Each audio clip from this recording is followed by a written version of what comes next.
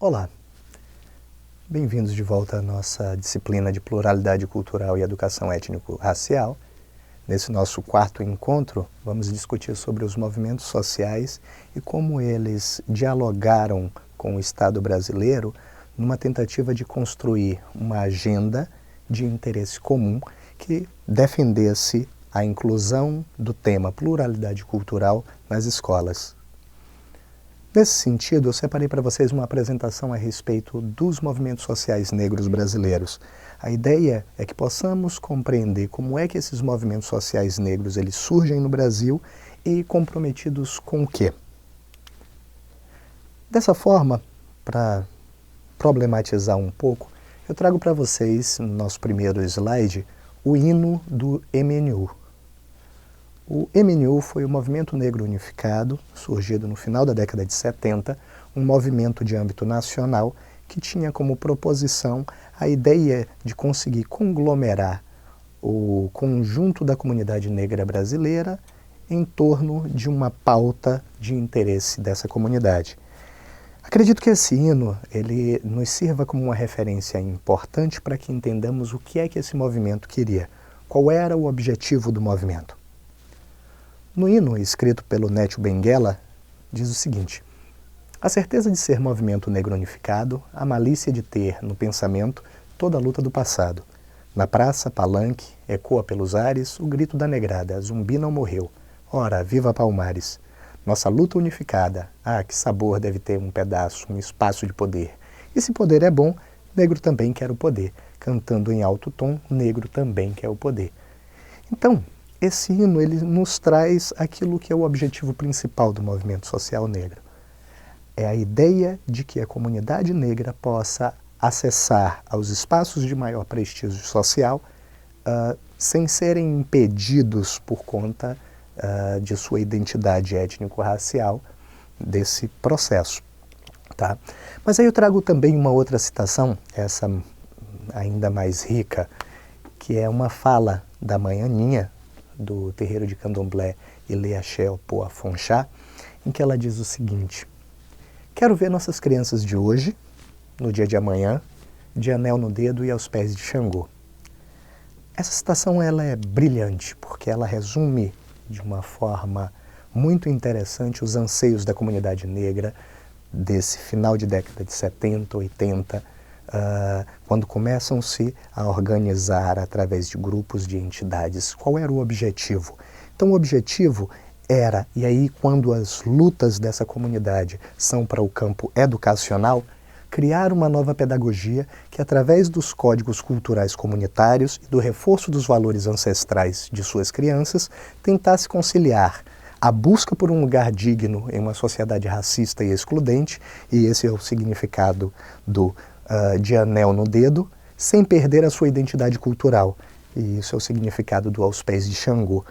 Então, essa fala da Mãe Aninha, ela resume de forma muito precisa os anseios desse movimento negro organizado brasileiro contemporâneo. A novidade desses novos movimentos sociais não se situariam, portanto, na contestação da exclusão baseada na classe social, mas na elaboração de outras formas de exclusão, como aquelas baseadas no gênero, na etnia, raça, na perda de qualidade de vida e consumo, entre outros, de forma que eles prefigurariam eixos de um conflito social que já não guardaria estreita vinculação com os pilares trabalho e Estado-nação, que foi predominante nos séculos XIX e XX, mas sim com um processo de democratização política e social, de reconstrução das economias nacionais, da redefinição do modelo de modernização e dariam espaço a atores sociais mais ligados ao sociocultural que ao político-econômico, centrados em reivindicações pela inclusão, em substituição a projetos generalistas de mudança social global.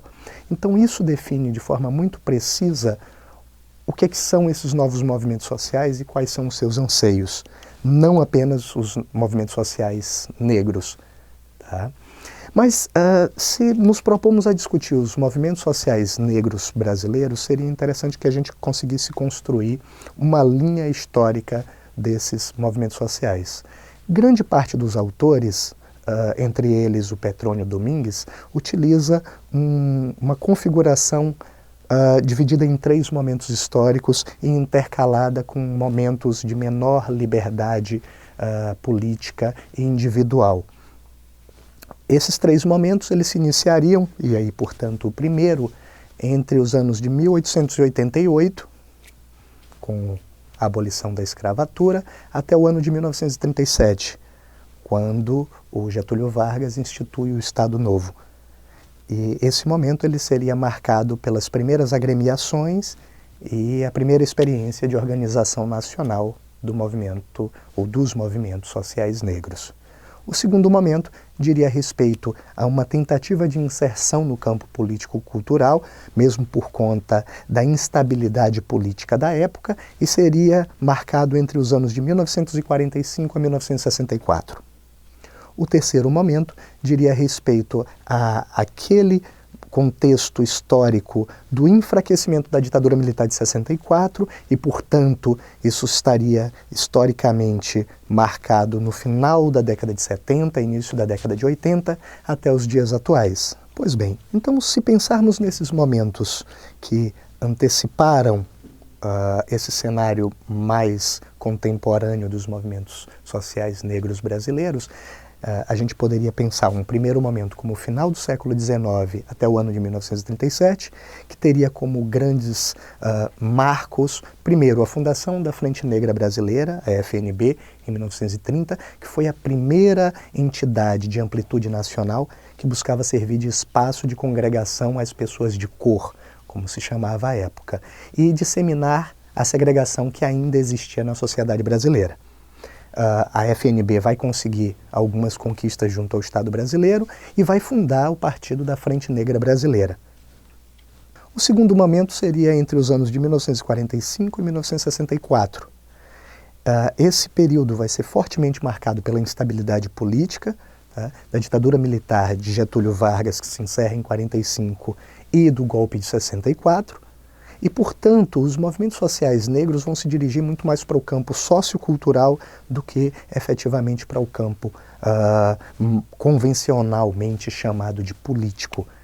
Nesse sentido, os movimentos participarão de campanhas eleitorais, mas vão também oferecer assistência à comunidade negra no campo médico, no campo jurídico, no campo educacional. Então vai ser um momento que os movimentos sociais negros vão se voltar à comunidade e vão começar a oferecer serviços à comunidade que o Estado até então não garantia de forma plena. Se pensarmos então esse último momento mais contemporâneo à nossa época, o grande marco vai ser a criação do Movimento Negro Unificado, do MNU. Tá? E nesse sentido eu trago uma citação do Petrônio Domingues, na sua obra Movimento Negro Brasileiro, alguns apontamentos históricos, de 2007, que ele vai falar da importância da criação do MNU para os movimentos sociais negros brasileiros de uma forma em geral.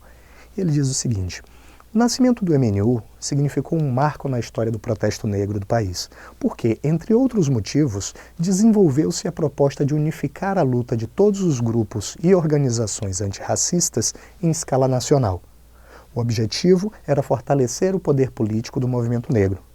Nesta nova fase, a estratégia que prevaleceu do movimento foi a de combinar a luta do negro com a de todos os oprimidos da sociedade. A tônica era contestar a ordem social vigente e, simultaneamente, desferir a denúncia pública do problema do racismo.